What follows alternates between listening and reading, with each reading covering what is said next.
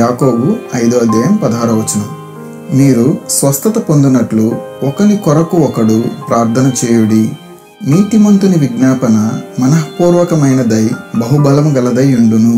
Amen. ప్రియ సహోదరులారా, ఈ వాక్యం మనకు నీతిమంతుల యొక్క ప్రార్థనా శక్తిని తెలియచేస్తుంది.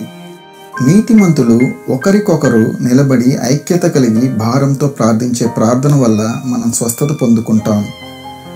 మనం ఒకరి కోసం ఒకరం మనస్ఫూర్తిగా ప్రార్థించినప్పుడు మన ప్రార్థనా విజ్ఞాపనలు బహుబలం గలవై సర్వశక్తుడైన యేసయ్య అనుగ్రహాన్ని కలిగి ఉంటాయి.